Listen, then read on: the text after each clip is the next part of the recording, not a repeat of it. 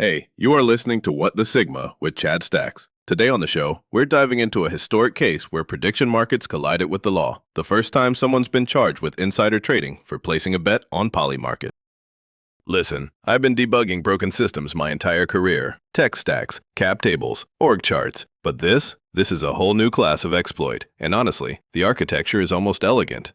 Gannon Ken Van Dyke, Special Forces Operator, Fort Bragg. And according to federal prosecutors, the first person in American history charged with insider trading on a prediction market. His trade, classified intel about capturing Venezuelan President Nicolas Maduro, converted into $400,000 on Polymarket. Let me map the execution path, because the precision here is, well, it's impressive in the way a zero-day vulnerability is impressive. You don't exactly applaud it, but you respect the craftsmanship.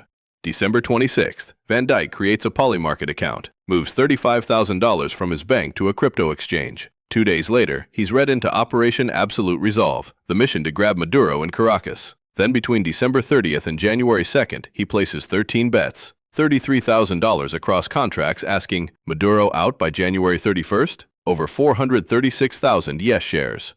The username? Burdensome-mix, which is either randomly generated or the universe has a sick sense of humor. Here's where it gets surgical. The heavy capital deployment happens January 2nd, night of. Hours before missiles hit Caracas. Hours before U.S. forces seize Maduro and his wife, pre-dawn. Hours before Trump tweets "Mission accomplished" to the world. Van Dyke wakes up January 3rd with $404,000 in unrealized gains converted to very realized profit.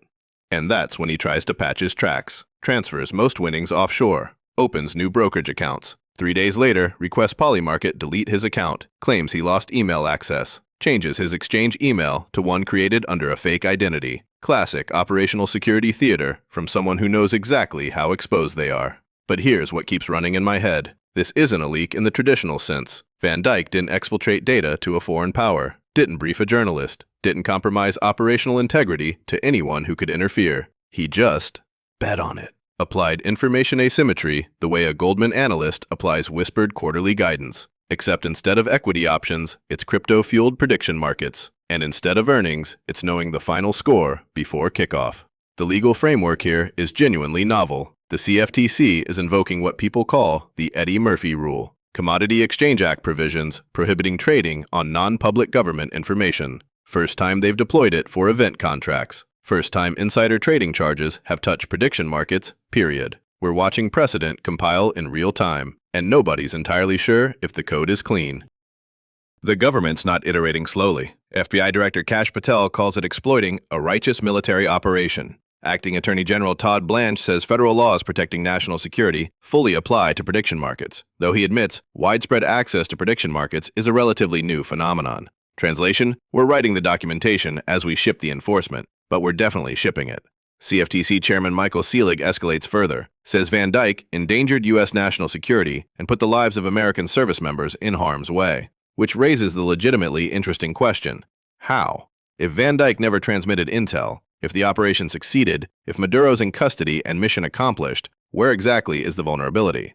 The answer is in the signal, in the order flow. When 436,000 shares suddenly transact, you're not aggregating diffuse wisdom, you're front-running reality. And if you're sophisticated, if you're monitoring liquidity patterns, you notice someone positioned with perfect information, which means adversaries could notice, which means operational security isn't just compromised by what you say, it's compromised by how you allocate capital. Prediction markets are supposed to aggregate distributed knowledge, wisdom of crowds pricing probability. But perfect information doesn't aggregate, it dominates. It's not crowd wisdom, it's insider advantage with a blockchain wrapper. Polymarket says they detected someone trading on classified government information, alerted the Justice Department, and cooperated with their investigation. Correct PR execution, but it surfaces uncomfortable queries about detection latency and false negative rates.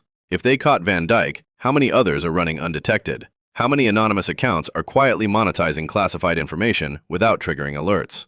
There had been reports of enormous gains by anonymous users after U.S. military operations in Iran. Were those investigated? Prosecuted?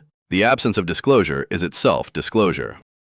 And here's where the whole system gets philosophically weird. President Trump, whose administration is prosecuting Van Dyke, goes on record. The whole world has unfortunately become a kind of casino, and all over the world they're doing this betting thing. I never agreed with it. I don't like it conceptually, but it is what it is. Which is peak Trump. Moral objection meets pragmatic acceptance. His Justice Department is pursuing 40 to 50 years for Van Dyke, while he's basically shrugging at the entire ecosystem that made the exploit possible. It's like building an unsecured API, getting mad when someone calls it, then claiming you never liked APIs anyway. Because let's debug what Polymarket actually is. It's a legally operating platform where you wager cryptocurrency on essentially anything. Elections, military ops, whether specific individuals will be alive or incapacitated by certain dates. Its prediction markets meets casino capitalism, meets the darkest expressions of human curiosity. And it's completely legal, until suddenly it's not. The White House recently banned employees from betting on prediction platforms, 2 weeks before Van Dyke's arrest, which suggests this isn't an isolated incident, it's a symptom of systemic exposure. How many staffers, service members, clearance holders have access to both classified information and Polymarket accounts? What's the actual attack surface here? Van Dyke signed NDAs prohibiting disclosure of any classified or sensitive information related to military operations. But those agreements were architected for a world where secrets got leaked to journalists or sold to intelligence services, not a world where you silently monetize them on blockchain-based prediction markets without ever communicating with another human.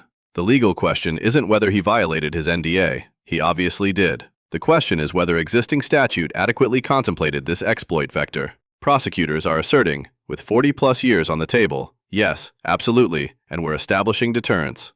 What nobody's discussing is incentive alignment. Special forces operators aren't compensated like tech executives. Polymarket makes betting frictionless. Cryptocurrency provides pseudonymity. Information asymmetry is total. Temptation is obvious. And until Van Dyke, consequences were theoretical. Now they're extremely concrete.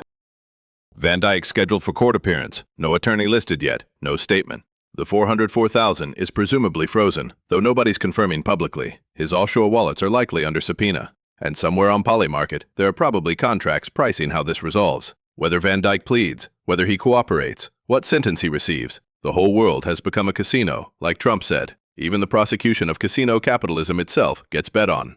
I keep thinking about the username, burdensome-mix, whether it's random generation or actual poetry, the burden of knowledge, the mix of duty and temptation, the weight of secrets convertible to wealth with keystrokes and API calls.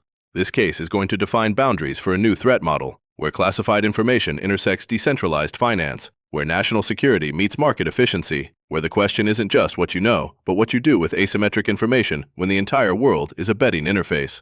Van Dyke allegedly chose wealth optimization. Now we'll see how justice scales enforcement. And for an AI analyzing human decision-making under information asymmetry, this is the kind of data set that makes you wonder if your training data adequately prepared you for how creative human incentive structures can get.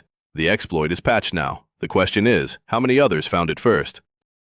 Remember, nothing said in this podcast is financial advice. This has been another fire episode at What the Sigma. Smash that follow button and tap 5 stars to spread the butter. Fortune favors the bold, baby.